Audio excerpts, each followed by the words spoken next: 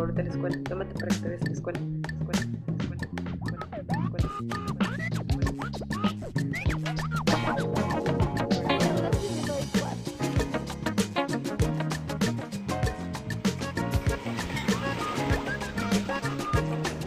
Damas y caballeros, gracias, thank you, gracias.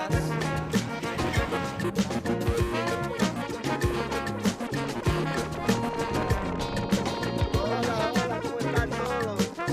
¿Todo bien? ¿Todo bien?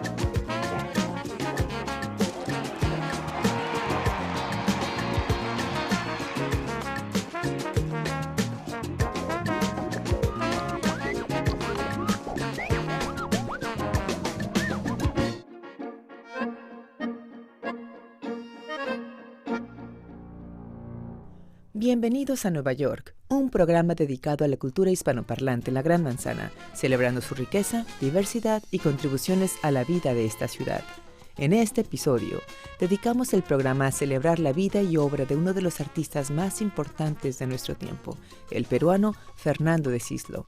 En el Instituto Cervantes, Carmen Bollosa conversa con este pintor, figura clave del arte abstracto y surrealista latinoamericano. Fernando nos cuenta de su tiempo en París al final de los 40, de su relación con personajes tan importantes de la cultura como Octavio Paz y Mario Vargas Llosa, y de su forma de entender la pintura. Y ahora, a disfrutar de Nueva York.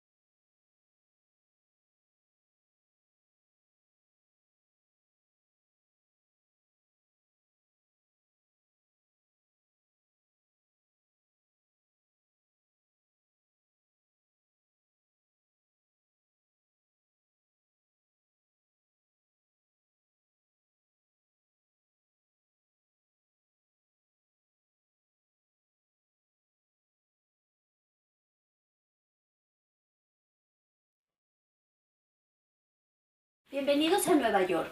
Soy Carmen Bollosa. Hoy tenemos de invitado al gran Fernando de Cislo. Su obra está presente en los museos del mundo entero. Es uno de los grandes artistas universales y orgullosamente latinoamericano, el peruano Fernando de Cislo. Fernando, Muchísimas gracias por su tiempo, maestro. Encantado de estar aquí. Vamos a intentar hacer un retrato de Fernando de Cislo y vamos a empezar por Lima, por Barranco. ¿Cómo era aquel Barranco de los primeros años de la vida? Bueno, tengo un recuerdo lejano, porque solo viví en Barranco hasta los 6 años. Pero en una casa linda, no era nuestra, ¿no? Era alquilada, pero quedaba sobre el acantilado y tenía una bajada al mar. El acantilado es muy alto, ¿no? Son como 150 metros, y entonces tenía unas escaleras para bajar al mar. Era un sueño precioso. Después nos mudamos a un barrio nuevo en Lima, de clase media, etcétera, etcétera. Pero yo siempre quise volver a Barranco de alguna manera, aunque fuera simbólica. Y entonces conseguí al dueño de la casa donde había vivido, porque se me había ocurrido esa romántica idea de que mis hijos tuvieran la misma dirección. Casa de infancia. No, la dirección, porque la casa se cayó en el terremoto del 40. Ajá. Los propietarios, que no eran ricos, la reconstruyeron más o menos. Y después de muchos avatares, conseguí que me la vendieran. Entonces ahí hice una casa. La vida cultural adentro de la casa, donde el padre era polaco. Mi padre era polaco y mi madre era hermana de un ¿Escritor? poeta fundador de la poesía peruana contemporánea, ¿no? Abraham Valdelomar. Me dio mucho gusto la última vez que estuve con Neruda. Neruda se acordaba un soneto de Valdelomar. En materia de poesías tengo una pequeña biblioteca Personal. adentro, de memoria. es decir, de Quevedo, de Góngora, todos esos sonetos completos. La sí. biblioteca viva. ¿Qué poema escogería para un día como hoy? Yo tengo tal cantidad de poemas ahí metidos, pero del siglo de oro tengo ¿Del muchos. siglo de oro? Bueno, si usted quiere que le diga un soneto de Quevedo. Me parecería con mucho gusto. maravilloso. Mi papá me leía de niña los sonetos de Quevedo en la noche. Me va a dar un regalo enorme escuchar un soneto de Quevedo. Este soneto que le voy a decir se llama Amor constante más allá de Más la allá muerte. de la muerte. Y dice, cerrar podrá mis ojos la postrera sombra que me llevara el blanco día, y podrá desatar esta alma mía. Ora su afán ansioso lisonjera, mas no de la otra parte en la ribera dejará la memoria en donde ardía. Nadar sabe mi llama el agua fría, y perder el respeto a ley severa. Alma a quien todo un dios prisión ha sido, cédulas que han gloriosamente ardido, su cuerpo dejarán, no su cuidado. Serán ceniza, mas tendrán sentido. Polvo serán, más polvo, enamorado. Entonces, esta casa donde el padre polaco y el padre dedicado, leí que era físico y leí que era geógrafo. Entonces ya no sé qué era el padre. Era lo que Julio Verne llamaba un naturalista. ¡Qué Esa maravilla! persona que se interesaba en geografía, en clima, etc. Total, él era un polaco que vino al Perú y nunca regresó a Polonia. Y llegó al Perú por casualidad, porque él escribía libros sobre viajes. Era una persona neurasténica. Escribía libros sobre viajes y su padre le mandaba una pensión al sitio donde estaba desde Varsovia. Su padre era un médico polaco. Y la Primera Guerra Mundial lo cogió en Lima. Lo tomó de sorpresa en y Lima. cortó los vínculos crediticios con Polonia. ¿Con Polonia? Y entonces tuvo que comenzar a trabajar. Para sobrevivir. A enseñar idiomas, como buen polaco hablaba todos los idiomas. Y después enseñaba geografía. Bueno, entonces había una biblioteca muy buena. Y yo era un niño asmático. O sea que gran parte de mi infancia lo único que he hecho es leer. Era leer. Novelas, comencé como todo el mundo, con Julio Verne, con Alejandro Salgari. Dumas, y de ahí ya salté a los clásicos buenos, a los realistas franceses, a los rusos, a los americanos finalmente, a Ford. entonces, la infancia en este mundo lleno de riqueza cultural, la riqueza del Perú también, Uy, la riqueza visual del Perú. La riqueza histórica. La riqueza histórica, la Yo herencia india. desde que tengo 18 años colecciono arte precolombino, por supuesto. Y de ahí viene la conexión con Picasso cuando tenía 18 años, ¿no? Es decir, el arte precolombino lo descubrí porque Picasso descubrió el arte negro. Africano, ¿no es cierto? claro. Y entonces ahí por esa puerta entramos y cuando descubrí la obra de Tamayo para mí fue un deslumbramiento porque era lo que estábamos tratando de hacer, ¿no es cierto?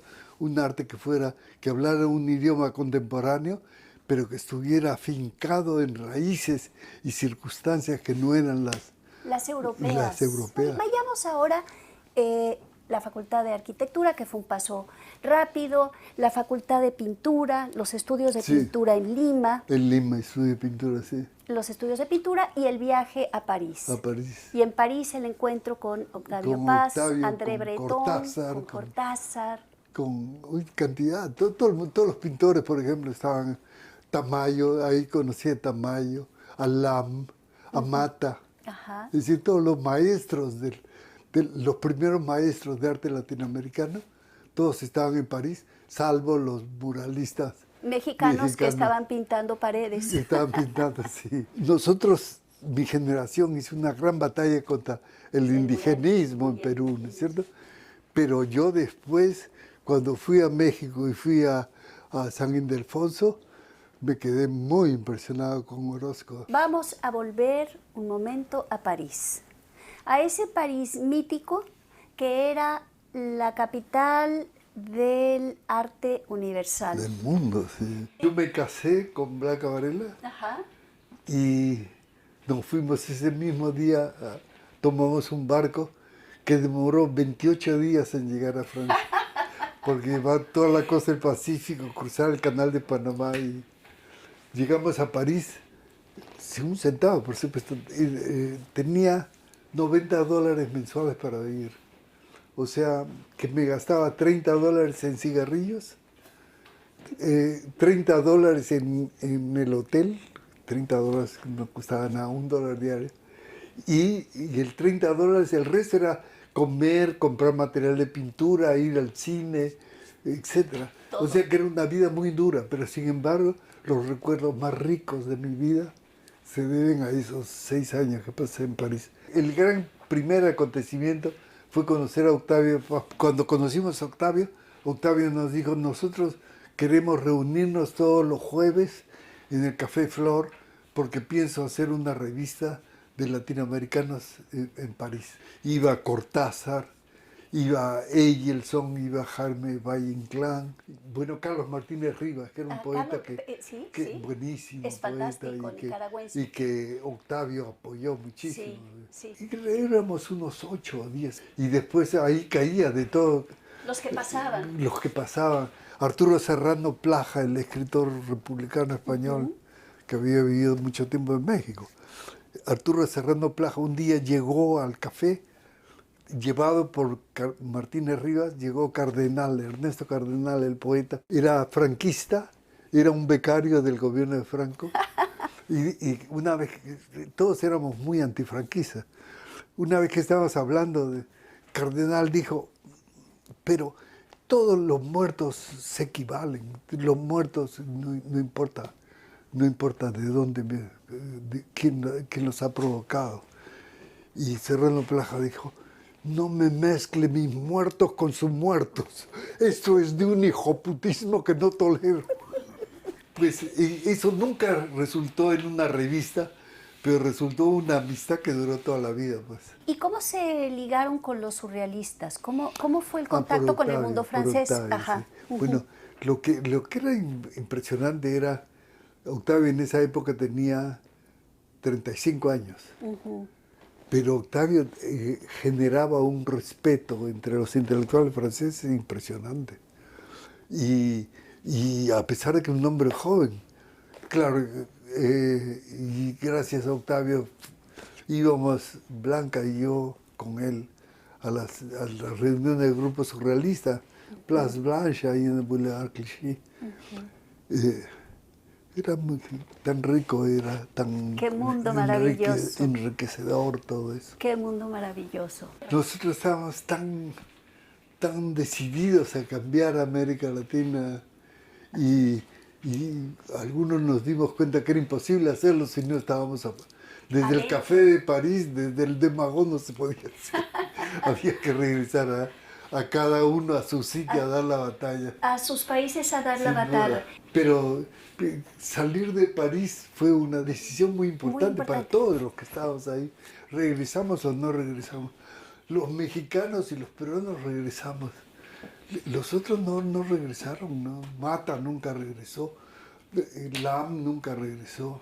Regresaron a sus países pero cargando París. Claro. Porque la riqueza que les dio a usted, esta capital cultural Sin del duda. mundo, mirando al futuro y sin olvidar que habían ocurrido las guerras, ¿no? Salir de París fue una decisión grave.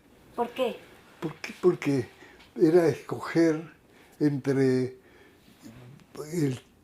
mi circunstancia real, que era el Perú, y una posibilidad futura de ser conocido, de ser importante, etcétera, etcétera. Pasemos de ahí a lo que fue continuar ya como un pintor profesional al regresar al Perú. Sin duda. Cuando yo hice mi primera exposición de pintura totalmente abstracta, o sea, el año 51, eso fue, me dijeron extranjero, que Un escándalo. Sí, Fue un escándalo. porque los indigenistas dominaban el panorama, pues. Ya veo.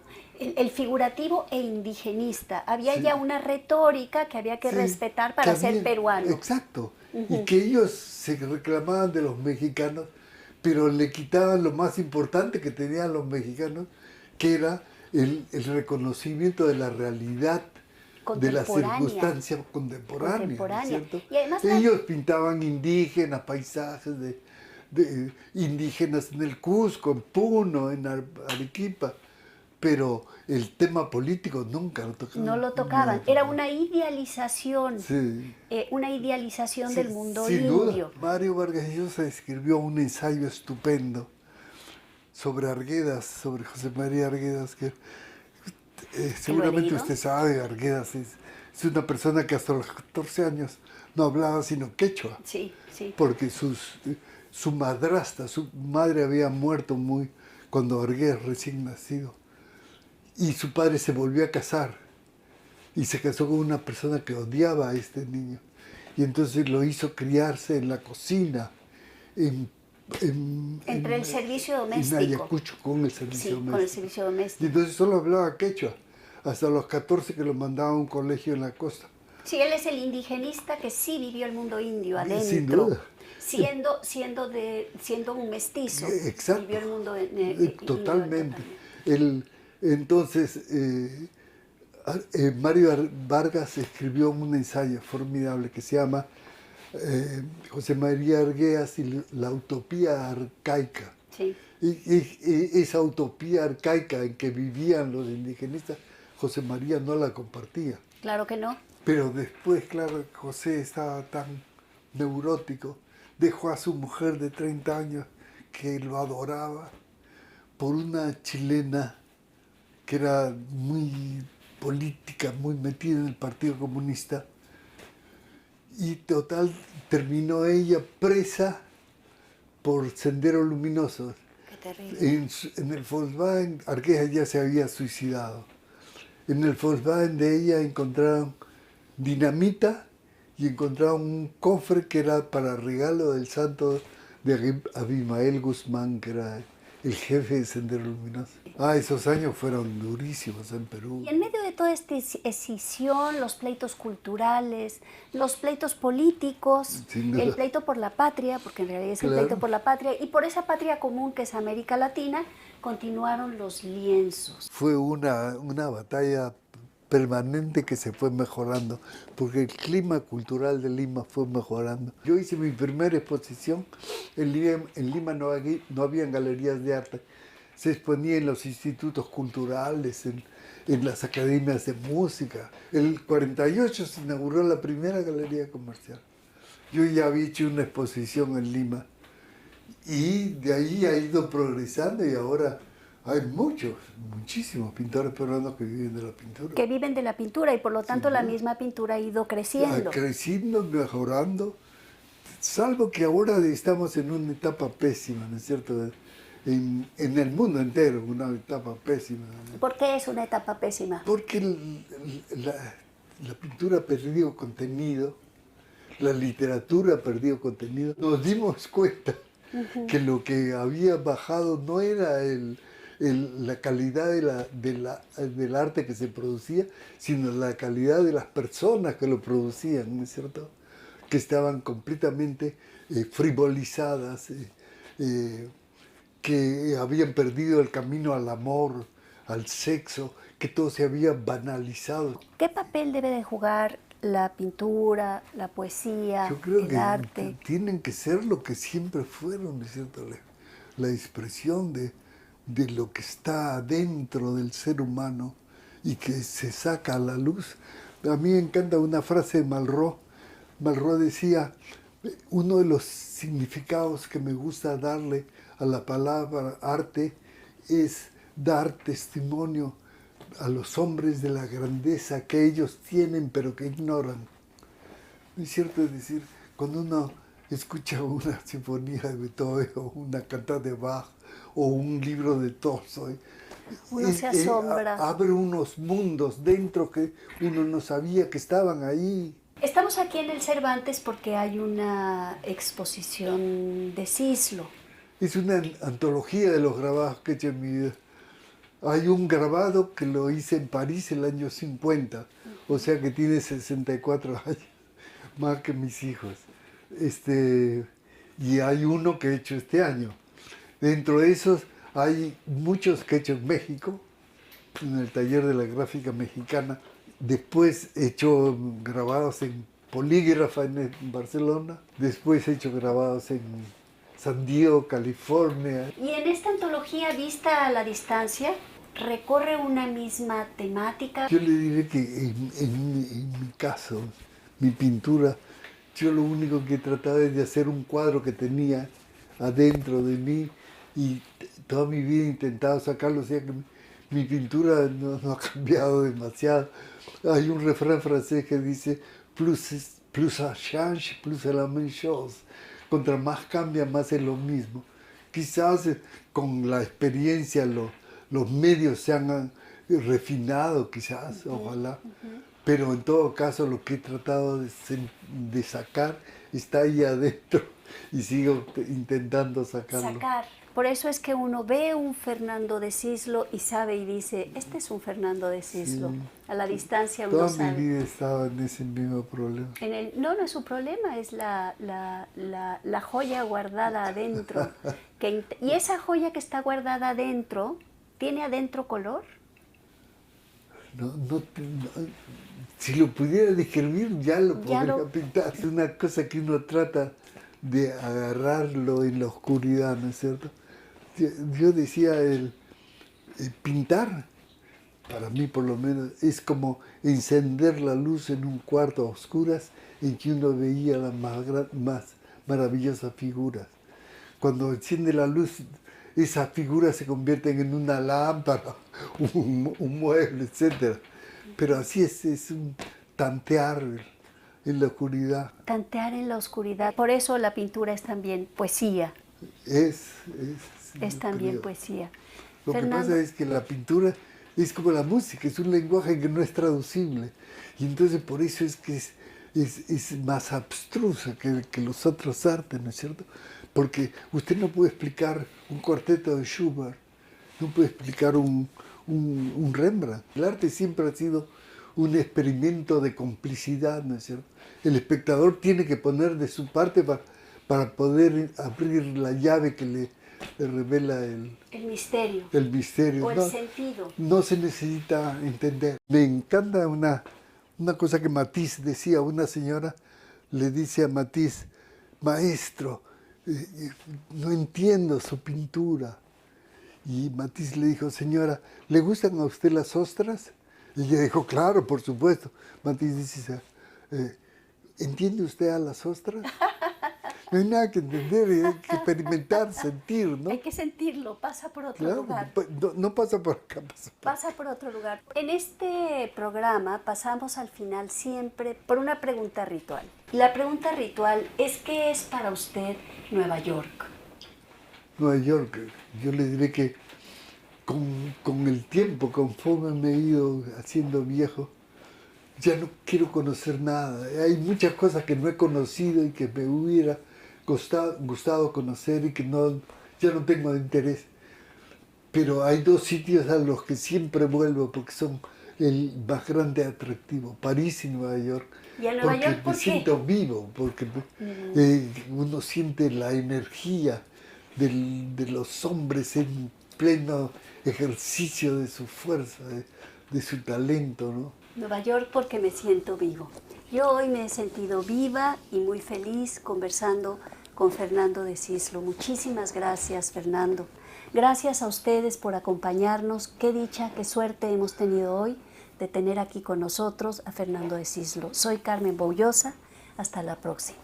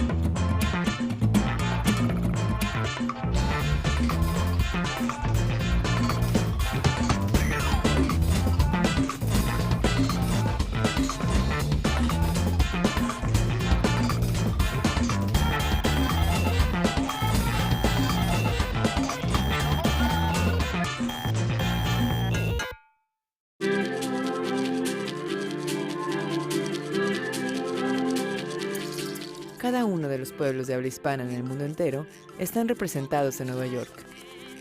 Contáctanos.